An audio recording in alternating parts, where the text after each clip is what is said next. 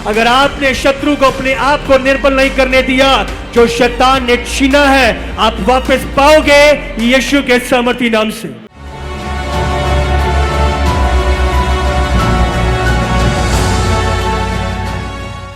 योएल की पुस्तक 3 उसका 9।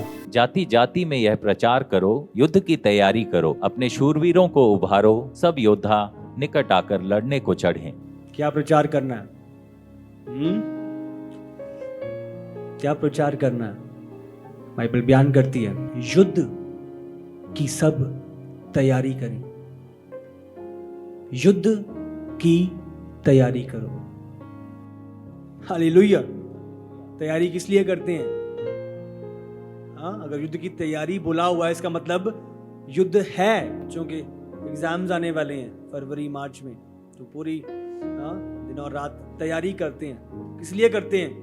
क्यों? क्योंकि एग्जाम आ रहा है, एग्जाम देना है, परीक्षा आ रही है। इसी रीति से जब लिखा है यार, और एक घोषित करो कि युद्ध की तैयारी करो, उसका मतलब युद्ध है। हम उसे इग्नोर करें, अनदेखा कर दें, ना यकीन करें, उससे युद्ध हट नहीं जाएगा, या शत्रु की योजनाएं बदल नहीं जाएंगी। शत्रु ने योजनाएं रची हैं आक्रमण करने की, और मैं ये मान लूं और ठान लूं और इग्नोर करूं, मैं नहीं यकीन करूंगा, मैं नहीं मानूंगा, मैं नहीं देखूंगा, मैं नहीं सुनूंगा। समझ रहे हो? उससे शत्रु की बनी बनाई योजनाएं, रचनाएं बदलने वाली नहीं है। आप समझ रहे हो? आप यकीन करो ना करो, जाओ प्रचार करो, बताओ, युद्ध की तैयारी करो, अपने शूरवीरों को उभारो, सब योद्धा निकट आकर लड़ने को चढ़े। बताओ, जाहिर करो, तैयार हो लोग, उभर के बाहर आए, अपनी रियलिटी पहचाने, उस कार्य को पूरा करने के लिए लॉलीन हो जाएं, तत्पर हो जाएं, ढीले डाले नहीं।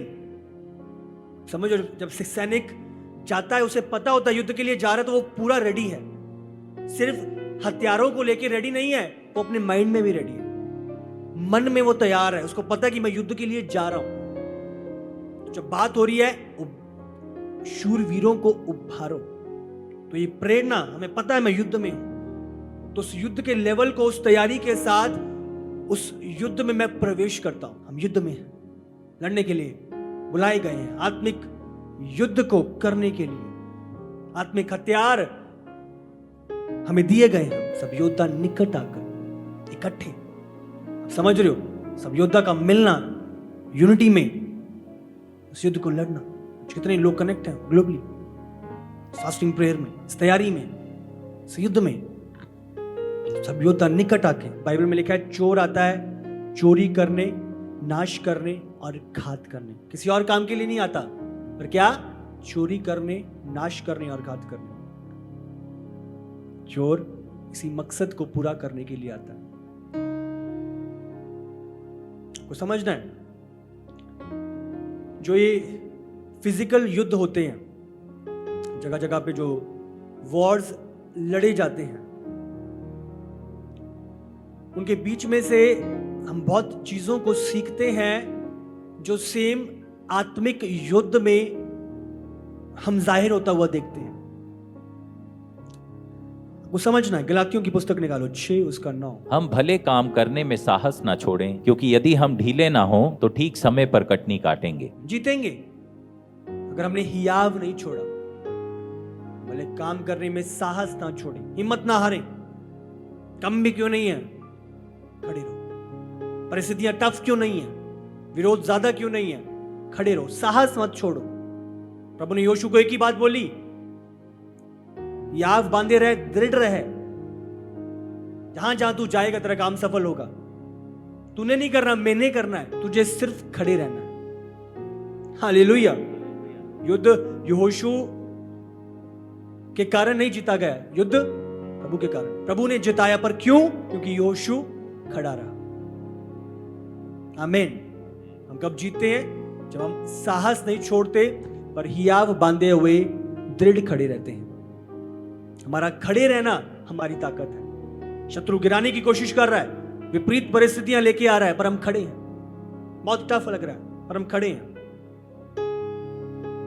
हमारा खड़े रहना, साहस ना छोड़ना हमारी ताकत है। युद्ध होते हैं तो शत्रु, जो सेनाएं होती हैं, वो जिनके खिलाफ लड़ रहे होते हैं, उनको थकाने की कोशिशें करते हैं, उन्हें अंदर से उनके मनोबल को गिराने का प्रयास करते हैं। ऐसी ऐसी चीजें करते हैं ताकि सामने वाली जो सेना है वो घबरा जाए, डर जाए और उनका मनोबल गिर जाए। जो उनका हियाव है उस पे अटैक होता है, उन्हें अंदर से निर्बल करने के लिए, ताकि उसके बाद उनको बाहर से भी निर्बल कर सके। उन्हें डिस्करेज कर, निराश कर देना, ये शत्रु की साजिश रहती है। जब शत्रु सेना दूसरे पे, आज रशिया जब यूक्रेन पे अटैक कर रहा है तो क्या कर रहा है, उसे अंदर से खत्म कर रहा है। अब समझो, बाहर से अटैक और अंदर से उनको डरा के, धमका के, ऐसी चीजें, मिसाइल्स फेंक के उन्हें अंदर से खत्म कर रहा है, अंदर से उनके मनोबल को गिरा रहा है, उन्हें मजबूर कर रहा है कि वो सरेंडर कर दे। अब समझ रहे हो, ऐसी परिस्थितियां शत्रु बनाता है, ऐसी हालात शत्रु बनाता है, अंदर से मनोबल को गिरा देना। यहां पे शत्रु का अटैक है। उसे पता है, अगर इसके हियाव को खत्म कर दिया, इसे खत्म कर दिया, इसके मनोबल को गिरा दिया, इसे गिरा दिया। शत्रु ये अच्छी तरह जानता है, इसीलिए वो डराता है ताकि आप मैदान को छोड़ के भागो, क्योंकि उसको पता है अगर आप सिर्फ खड़े हो और आपने साहस नहीं छोड़ा, आप युद्ध को जीतोगे यीशु के सामर्थी नाम से।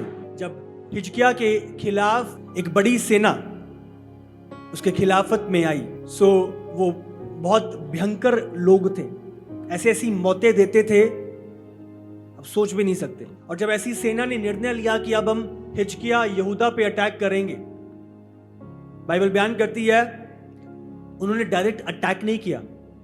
उस राजा ने क्या किया, अपने कुछ जो अगवे थे, लीडर्स थे, उनको भेजा, जाके उनसे बात करके आओ, उनके अंदर डर पैदा करके आओ। सेना के लीडर्स थे, वो यहूदा में गए, हिजकिय्याह की प्रजा के पास गए और एक फरमान पढ़कर सुनाने लगे। तुम जानते हो हमारा राजा, हमारी सेना क्या क्या युद्ध जीत के आई है, हमने क्या क्या हाल लोगों के करे हैं, किस किस रीति से उनको मौतें दी हैं। जब किसी ने हमारी सुनी नहीं, किस राजा ने, तो उसका क्या हश्र हुआ है।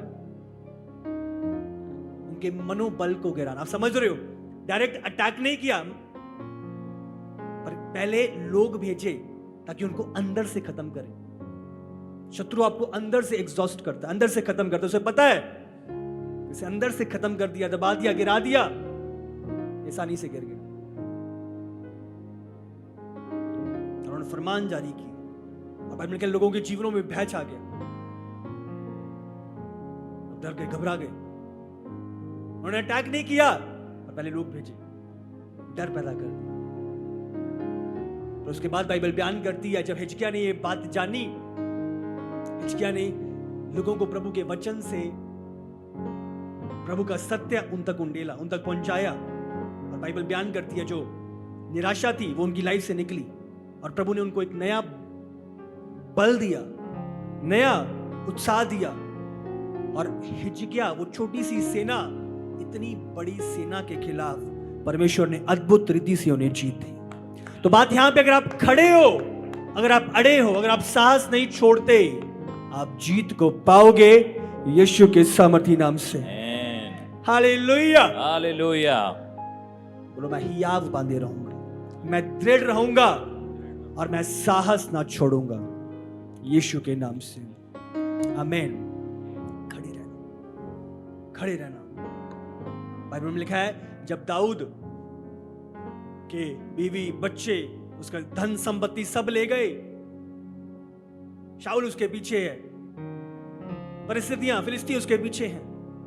उसके बाद जो उसकी थोड़ी सी सेना जो उसके साथ थी, कुछ लोग थे, 300-400 लोग जो उसके साथ थे, जब पता चला कि बीवी बच्चे चले गए, ये सब दाऊद के कारण हुआ है, दाऊद तेरे कारण हमारे बच्चों को ले गए। और बाइबल में लिखा, जो सारे थे उन्होंने योजनाएं रची कि इसको पत्थर मार के खत्म कर देते हैं दाऊद को। उसके खुद के लोग उसकी भी बीवी, उस बीवियां, उसके बच्चे गए हैं, उसके धन संपत्ति सब चला गया है, वो अकेला पड़ गया है, और जिन लोगों को हौसला देना चाहिए था अब वो भी खिलाफ हो गए हैं। अब अगला वचन पढ़ोगे, बाइबल बयान करती है दाऊद ने अपने आप को परमेश्वर में सामर्थी किया, प्रभु में मजबूत किया, प्रभु में दृढ़ किया, प्रभु में ध्यान लगाया। Hallelujah. He strengthened himself in the Lord. मनोबल, इतने प्रेशर, इतनी सारी चीजें, शैतान ने अंदर से उसे खत्म करने की साजिशें रची कि दाऊद के उत्तम प्लान को खत्म कर दूं, पर बाइबल बयान करती है उसने अपने आप को गिरने नहीं दिया। उस परिस्थिति के बीच में से निकलकर, उठकर, खड़े होकर उसने अपने आप को प्रभु में उत्साहित किया। और बाइबल बयान करती है परमेश्वर से उसने पूछा, प्रभु वो चले गए हैं, जाऊं कि नहीं? प्रभु ने कहा जा, और तू अवश्य जो शत्रु ने छीना है सब कुछ लौटा ले आएगा। अगर आपने शत्रु को, अपने आप को निर्बल नहीं करने दिया, जो शैतान ने छीना है आप वापस पाओगे यीशु के सामर्थी नाम से। कुछ खत्म क्यों ना हो जाए, आप अकेले क्यों नहीं हो, बने रहो, अपने आप को गिरने ना दो। He strengthened himself in the Lord. उसने अपने आप को प्रभु में सामर्थी बनाया, प्रभु पर ध्यान लगाया, उसके बीच में प्रभु की बात चुनी उसने। कैसे करोगे आप? Strengthened himself, प्रभु की हजूरी में जाना। अब हम इस उपवास और प्रार्थना में है, प्रभु की हजूरी, बरिश प्रेशर है, चीजें हैं, पर हमारा निर्णय प्रार्थना और उपवास, प्रभु की महिमा करना, वर्शिप करना, स्तुति करना, प्रभु के नाम को जलाल देना। ये क्या है? इसके द्वारा आप अपने आप को प्रभु में सामर्थी बनाते हो। प्रेशर है, सताव है, विरोध है, उसके बावजूद आपका चुनाव प्रार्थना, प्रभु की महिमा करने का। जब इस अंतिम समय में चीजें इतनी बढ़ चुकी हैं, विरोध, सताव, प्रेशर, इंटरनल, एक्सटर्नल, हर जगह से प्रार्थना, प्रभु की हजूरी, प्रभु की महिमा करना, परस्तिश करना, यही है जो हमें मजबूत, दृढ़ और खड़े रखेगा। हालेलुया। प्रभु की हजूरी, सारे शारीरिक एफर्ट व्यर्थ ठहरेंगे, सिर्फ प्रभु और उसकी हजूरी। समय को बहुमूल्य जानूं कि दिन बुरे हैं, इसलिए दाखरस से मतवाले मत हो, पर आत्मा में अपने आप को परिपूर्ण कर। स्तुति, गीत, भजन, कीर्तन, प्रभु की महिमा करना, ये चीज है जो आपको मजबूत रखेगी, स्ट्रांग रखेगी, ये भरपूरी आपको बनाए रखेगी उस प्रेशर तूफान में भी। ठीक समय पे अगर तू खड़ा है, तूने साहस नहीं छोड़ा, शत्रु आया तुझे अंदर से थका देने के लिए, पर तू खड़ा रहा। प्रार्थना इजी नहीं था, आसान नहीं था, पर तूने निर्णय लिया, नहीं, शत्रु तो मुझे नीचे नहीं कर पाएगा, अपने आप को उठाऊंगा, प्रार्थना में उठाऊंगा, उपवास में उठाऊंगा। आसान नहीं है प्रभु की महिमा करना। अय्यूब का सब कुछ ले लिया शैतान ने, प्रभु को घमंड था अय्यूब पर। क्यों? क्योंकि ये खरा है, ये मेरी परस्तिश इसलिए नहीं करता कि सब कुछ इसके पास है, अगर सब कुछ ना भी हो फिर भी ये मेरी परस्तिश करेगा। ये घमंड था प्रभु को अय्यूब के ऊपर। आप समझ रहे हो? प्रभु ने इतने हियाव के साथ बोल दिया जाके कर ले, अरे कुड़कुड़ाएगा नहीं। आप समझ रहे हो? ऐसा हियाव अय्यूब के ऊपर, वो जानता था उसकी खराई को। कुछ मर्जी कर ले, आज धन के कारण ये मेरे पास नहीं है, अच्छे चीजें हैं इसके पास इसीलिए मेरे पास नहीं। आप समझ रहे हो? शैतान ने बहुत परिस्थितियां पैदा करी, बच्चे खत्म कर दिए गए उसको कोड़ हो गया, वो बेड पे, सब उसके धन दौलत संपत्ति सब खत्म हो गई। शैतान ने पूरा उसके मन में इतना प्रेशर बना के उसे, उसके मनोबल को गिराने की कोशिश करी। ऊपर से परिवार का प्रेशर, पत्नी बोल रही है अब तो प्रभु को कोस दे। इतनी सारी परिस्थितियां बन रही थी प्रभु को कोसने की, प्रभु पर उंगली उठाने की, प्रभु से प्रश्न करने की। और एक ही बात, चाहे प्रभु ने नहीं लिया था, उसने दिया, उसी ने ले लिया, मेरा कुछ नहीं था। समझ रही हो? ये हियाव। और क्योंकि अय्यूब ने अपना साहस नहीं छोड़ा, उसने अपना हियाव नहीं छोड़ा, वो दृढ़ बना रहा। बाइबल कहती है जितना अय्यूब के पास पहले था उससे दुगना उसने स्वर्ग से उतरता हुआ पाया। जब आप हियाव और साहस नहीं छोड़ते, जब शत्रु आपके मनोबल को नहीं गिरा पाता, उस प्रेशर में, उस सताव में, उस विरोध में, उस विपरीत परिस्थितियों में आप खड़े रहते हो, हमारे मनोबल को गिराने का प्रयास करता है। जो दूसरा, फिजिकल युद्ध में भी हम देखते हैं कि शत्रु बहुत बारी अपने मकसद को किसी के विरोध में पूरा करने के लिए किसी और का सहारा लेते हैं। आप समझ रहे हो? अभी जब वर्ल्ड वॉर चल रहे थे तो जो ब्रिटेन है, यूके, जब वो फ्रांस से लड़ रहा था, फ्रेंच से लड़ रहा था, तो उसने जो पोर्चुगीज लोग थे, ब्रिटिश ने पोर्चुगीज लोगों की मदद करी कि वो फ्रेंच लोगों से लड़े। आप समझ रहे हो? तो पोर्चुगीज जो लोग थे वो फ्रेंच से अपने आप लड़ रहे थे, तो ब्रिटिश ने डायरेक्टली वो लड़ा नहीं, पर उसने क्या किया, पोर्चुगीज लोगों की मदद करी कि तुम मेरे बदले भी, मेरा भी शत्रु है, मेरे लिए लड़ो से। अब समझ रहे हो? तो शत्रु क्या करते हैं, अगर कोई और लड़ रहा है तो वो डायरेक्ट नहीं लड़ते, वो उसके द्वारा उसकी सहायता करके अपने मकसद को अपने शत्रु के खिलाफ पूरा करते हैं। आप समझ रहे हो कि नहीं? ऐसा ही आगे जब अमेरिकन रेवोल्यूशन चला तो फ्रेंच ने भी, जो फ्रेंच के जो थे, उन्होंने अमेरिका की मदद करी कि यूके के खिलाफ जो उन्होंने किया था उसका बदला लिया जाए। तो आप देख रहे हो, बहुत बड़ी डायरेक्ट नहीं पर इनडायरेक्ट मदद करना ताकि दूसरे को चोट पहुंचा के अपना मकसद पूरा करा जा सके। आप समझ रहे हो? कि मदद करना जो आपके शत्रु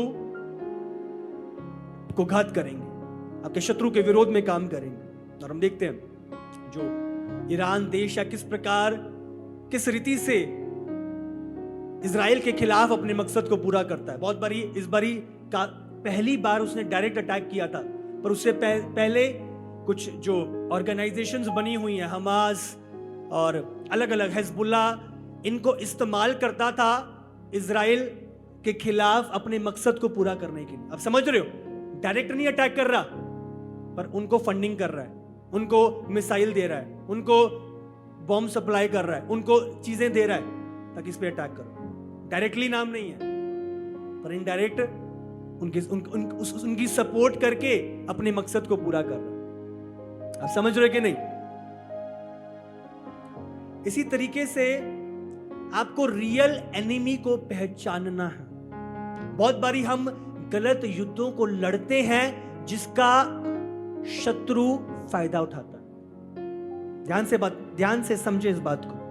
बाइबल में लिखा है तुम्हारा युद्ध शरीर और मांस से नहीं है, मांस और लहू से नहीं है, पर अंधकार की शक्तियों से है जो आकाश में। तो ये अंधकार की शक्तियां, शैतान लोगों को इस्तेमाल करता है आपके खिलाफ में, आपके विरोध में काम करने के लिए। पर आपको समझना है मेरा असली शत्रु ये लोग नहीं है, पर कौन इन्हें इस्तेमाल कर रहा है, किसके द्वारा ये काम कर रहे हैं, किसके कहने पे ये काम कर रहे हैं। मेरा असल शत्रु वो है। चाहे मिसाइल ये फेंक रहे हैं, पर मिसाइलें किसकी हैं ये, हमें उसको पहचानना है। असली शत्रु को आपको पहचानना पड़ेगा। हालेलुया। नहीं तो आप उसी से लड़ते अपने आप को थका लोगे। नहीं, मुझे उनसे नहीं। आज शैतान डिस्ट्रैक्ट करता है, उलझाता है। आज अलग अलग चीजों में, अलग अलग धर्म युद्धों में। हमारा युद्ध कोई धर्म से नहीं है, कोई जात से नहीं है। हमारा युद्ध अंधकार की शक्तियों से, शैतान से। इसलिए हम लोगों से नहीं लड़ते। हमारा युद्ध अंधकार की शक्तियों से, आत्मिक है। हालेलुया। आपने असल शत्रु को पहचानना है, जो आपको डिस्टर्ब करता है, जो आपको निराश करता है, जो आपको उलझाता है, जो आपको आपके मकसद से परे करता है, जो आपका विरोध करता है। आपकी निंदा करता है, आपको असल मकसद को पहचानना है, आपको असल शत्रु को पहचानना। बाइबल बयान करती है शैतान ने यहूदा को इस्तेमाल किया यीशु के खिलाफ। पतरस के अंदर शैतान आ गया, नहीं नहीं तुझे नहीं जाना क्रूस पे, तुझे नहीं जाने देंगे सलीब पे। यीशु डिस्ट्रैक्ट नहीं हुआ, यीशु ने असल शत्रु को पहचाना कि ये नहीं बोल रहा मेरे मकसद से कौन हटा रहा है, शैतान पतरस को छोड़ और निकल। यीशु ने असल शत्रु को पहचाना। हालेलुया। आपको असल शत्रु को पहचानना है। वो बंदा बहुत मेरी बुराई करता है, मेरे बारे में बोलता है, मेरी निंदा करता है, फालतू में मुझसे लड़ता है, डोंट वरी, वो बंदा आपका शत्रु नहीं है। अरे हमारी लड़ाई आत्मिक। हालेलुया। आज लोग हमारा जब प्रभु के कार्य हो रहे हैं, प्रभु की चीजें हो रही हैं, विरोध कर रहे हैं, हम घबराते नहीं हैं, हम उनको अपना शत्रु नहीं मानते। हमें पता है कौन कर रहा है, रियल एनिमी कौन है। समझ रहे हो? बहुत बड़ी लोग करते हैं, हम उनको ब्लेस करते हैं, उनके लिए प्रे करते हैं, प्रभु ये नहीं जानते क्या कर रहे हैं। फालतू के कमेंट्स, फालतू की चीजें, फालतू की निंदा की बातें, प्रभु ये नहीं। हम इनके साथ लड़के इनसे उलझेंगे नहीं, क्योंकि शैतान यही चाहता है। हम असल युद्ध को लड़ेंगे, असल शत्रु से लड़ेंगे और जीतेंगे यीशु के सामर्थी नाम से। जब पौलुस जा रहा था, बाइबल में लिखा है एक बच्ची जो शत्रु के कब्जे में थी, ऊपर ऊपर चिल्लाकर बोल रही है ये प्रभु के सेवक है, ये प्रभु के लोग है, ये जिंदा परमेश्वर के जन है। वो डिस्ट्रैक्ट कर रही थी और पौलुस ने इस बात को पहचाना। समझ रहे हो? वो जान गया कि ये जो बोल रही है ये किस मकसद के लिए बोल रही है और कौन बोल रहा है। उसने उस लड़की को नहीं चुप करवाया, उसके मुंह बांध दिया, उसके मुंह पे टेप लगा दी, उसको भगा दिया, नहीं। उसने असल एनिमी को पहचाना, उसने डांटा और उसने पीछे मुड़ के बाइबल बयान कर दिया, देखा और डांटा, शत्रु शैतान दुष्ट इसे छोड़ और निकल जा। और बाइबल में लिखा है वो बच्ची पूरी तरह से उस दुष्ट आत्मा से फ्री हो चुकी थी। हालेलुया। तो पौलुस ने शरीर में वो लड़ा नहीं, शरीर में चुप नहीं कराया उसे। वो जानता था ये कर तो ये रही है, मिसाइल तो ये फेंक रही है, पर मिसाइल इसकी नहीं है। मुझे लड़ना है असल शत्रु से। हालेलुया। मिसाइल तो हमास फेंक रहा है, बट असल शत्रु वो नहीं है। हमें रियल एनिमी को पहचानना है। रियल एनिमी, रियल शत्रु कौन है जो मेरे पीछे है, मेरे मकसद के पीछे है, मुझे डिस्ट्रैक्ट कर रहा है, मुझे उलझा रहा है, मुझे प्रभु की योजना से परे कर रहा है। रियल एनिमी को पहचानना। शैतान आपको डिस्ट्रैक्ट, आपको उलझाता है ताकि आपको निर्बल कर सके। आपको असल शत्रु को पहचानना है। हमारा युद्ध मांस और लहू से नहीं, पर अंधकार की शक्ति होती है। अगला शत्रु जो करता है जब युद्ध होते हैं, तो बहुत बारी शत्रु दूसरी सेना को ऐसी जगह बनाती है, ऐसा घेरा डालती है कि उसको चारों तरफ से घेर के उनका विनाश कर दे। अब समझ लो, पकड़ लेना, ट्रैप कर लेना। हाँ, जैसे चूहे को उस पिंजरे में डाल देते, लगा छोटा सा झुंड है, हाँ बाकी लोग छिपे बैठे थे, जैसी सेना आई बाकी लोग भी बाहर निकल आए और दूसरी सेना को घेर लिया। तो शत्रु ऐसी योजनाएं रचता है ताकि आकर्षित करे और फिर उसे कैद करके उसका विनाश कर सके। समझ रहे हो? शैतान ऐसे मौके ढूंढता है। बाइबल में कहा है सचेत रहो और जागते रहो, क्योंकि तुम्हारा विरोधी इस ताक में है कि किसको निर्बल पाए और फाड़ कर। सचेत रहो, जागते रहो, आत्मिक जागृति, जागते रहो। तुम्हारा विरोधी भी आपको समझना है वो जागा हुआ है, शत्रु जागा हुआ है। मैं निर्बल नहीं हो सकता, वो मेरी हर स्टेप को नोटिस कर रहा है, वो ढूंढ रहा है कब मुझे निर्बल पाए। गलतियों का फायदा उठा सकता है, आपकी अनदेखी करने का फायदा उठा सकता है, चीजों को अनसुनी करने का फायदा उठा सकता है। आप इधर इंस्ट्रक्शन मिल रही है, प्रभु कुछ बात कर रहा है और आपने इग्नोर कर दिया, शैतान इस बात का फायदा उठा लेगा। इग्नोरेंस का फायदा उठाएगा आपकी लाइफ में। अगर आप चीजों को इग्नोर कर रहे हो, आत्मिक बातों को इग्नोर कर रहे हो, संगति को इग्नोर कर रहे हो, प्रेरितों की शिक्षा को इग्नोर कर रहे हो, शैतान फायदा उठाएगा। शैतान लापरवाही का आपके जीवन में फायदा उठाएगा। आप आत्मिक चीजों में लापरवाही कर रहे हो, कोई बात नहीं, हो जाएगा, जाएंगे, चर्च देख लेंगे, समझो। और शैतान इस लापरवाही का फायदा उठाएगा। गलत समय में गलत कार्य कर रहे हो, शैतान फायदा उठाएगा। गलत जगह वो आपको ट्रैप कर लेगा, समझ रहे हो? आप अपने आप को गलत जगह पे ले गए, शैतान ने ट्रैप कर लिया। बुरी संगति अच्छे चरित्र को बिगाड़ देती है। आप अपने आप को बुरी संगति में रख रहे हो और एक कब्जा, एक ट्रैप, और आप देख रहे हो बाहर निकलने की कोशिश कर रहे हो पर चीजें बंद है। आपको ध्यान रखना, आपको निर्बल नहीं होना। ऐसी परीक्षाएं शैतान लेके आता है कि आपको बांध ले। हाँ, ये रोटी, ये पत्थरों को रोटी बना दे, इधर से गिर जा, दूध तुझे बचा लेंगे। तो ऐसी परीक्षा, ऐसी टेम्पटेशन, ऐसी आकर्षणें, ऐसी लालसाएं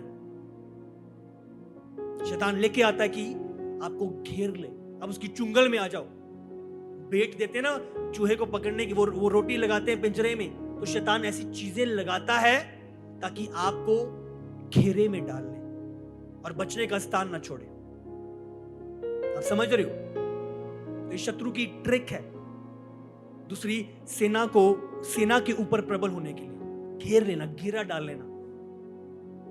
कम सेना दिखाई, हाँ, दूसरी सेना बुला ली, ये तो कमजोर है, कम है, चलो अटैक करते हैं। और ये नहीं पता कि बाकी छुपे बैठे हैं, जैसे ही आए छुपे हुए निकल आए और पकड़ लिया। आपके जीवन में ऐसे लोग शैतान बेचता है, आपको जो कब्जे में, हाँ, उस बंदुआई में डाल देते हैं, उस बंदी गृह में डाल देते हैं। आपका मन, आपको फालतू के विचार, आपको इमोशनली निर्बल करके, आपकी अकेलेपन का फायदा उठा के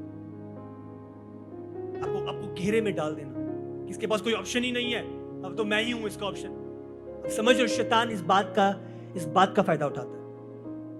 आपको ऐसे घेरे में, आपको अलग करके, आपको परे करके घेरे में डाल देना। इसलिए लिखा है, जब जो उस दिन को नजदीक आते हुए देखो, त्यों संगति में और बढ़ना। सही लोगों की संगति, बुद्धिमानों की संगति में आपको बढ़ना है। जब प्रभु जाहिर कर रहा है, आपके अगुवों के द्वारा बता रहा है, पाकरू आपको बता रहा है, आपका विवेक आपको बता रहा है, ये गलत है, मत कर, थम जाओ, रुक जाओ, ऐसे कदम ना बढ़ाओ जिसके उठाने के बाद आपकी लाइफ में पछतावा रहे।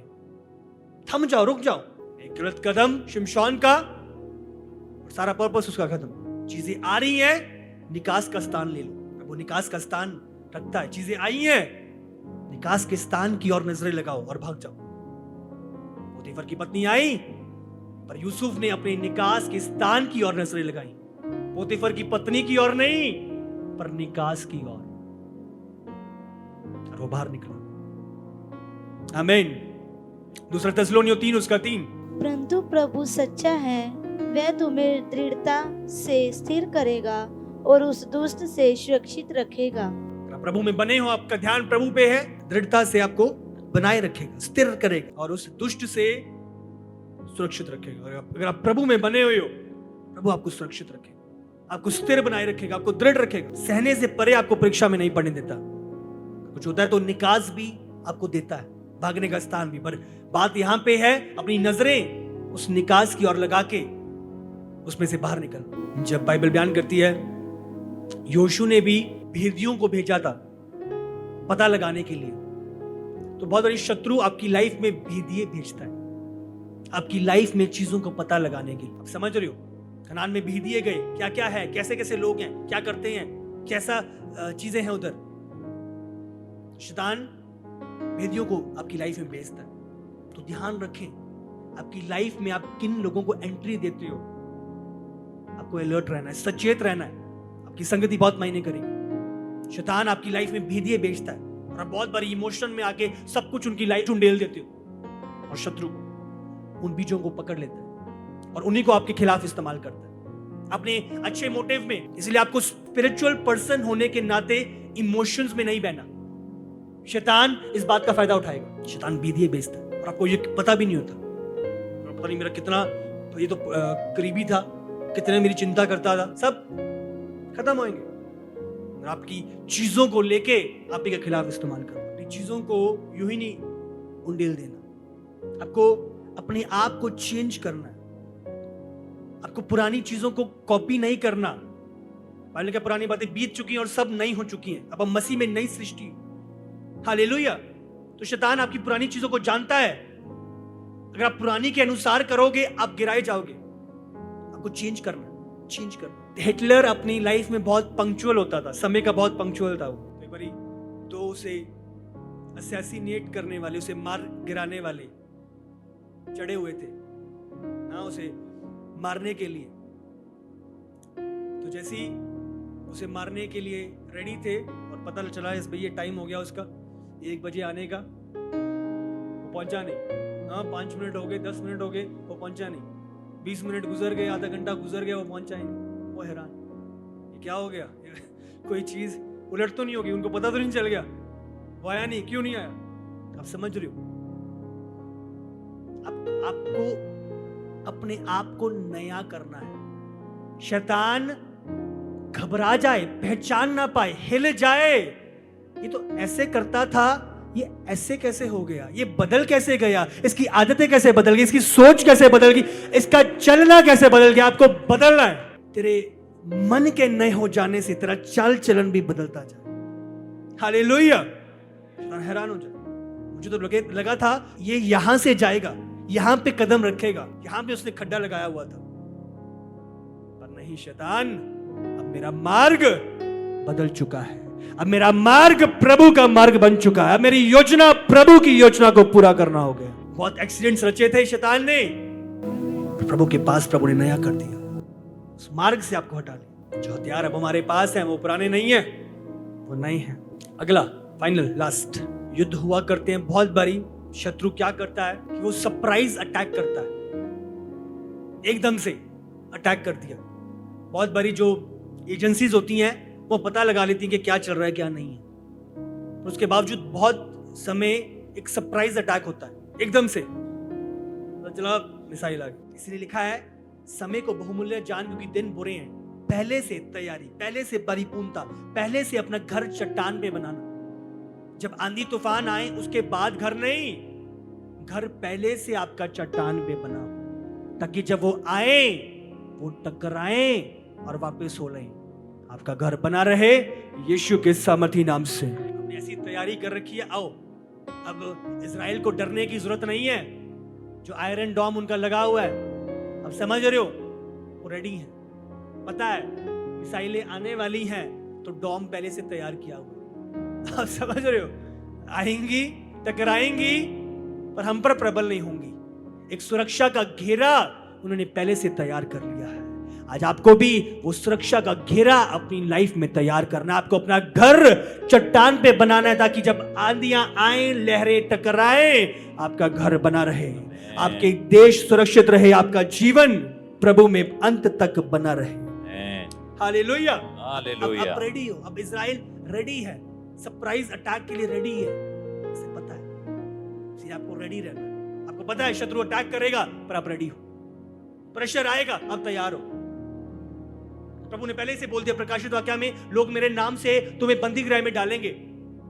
तो आज हमें कोई जेल जाने का डर नहीं है। समझ रहे हो, हम रेडी हैं। जेल में भी रात काटनी पड़े तो हम 1% चिंता नहीं करते, हम तैयार हैं।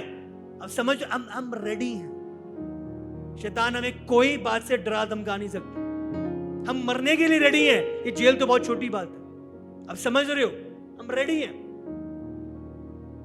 आज ये चीजें हमें फर्क नहीं डालती, वो ऐसा हो गया, ये हो गया, लेकिन मेरे नाम के कारण तुम सताए जाओगे, विरोध आएगा, निंदा की बातें कहेंगे। तो जब बोल रहे हैं हम हैरान नहीं होते, क्योंकि प्रभु के वचन के द्वारा जो हमारे अंदर उंडेला गया है, हम पहले से तैयार करे गए हैं। हमारा घर पहले से चट्टान पे बना हुआ है। तो ये लहरों से, ये तूफानों से हम डरते नहीं हैं। हमें पता है क्योंकि हमारा घर चट्टान पे बना है, ये बना रहेगा, यीशु के सामर्थी नाम से। आमेन।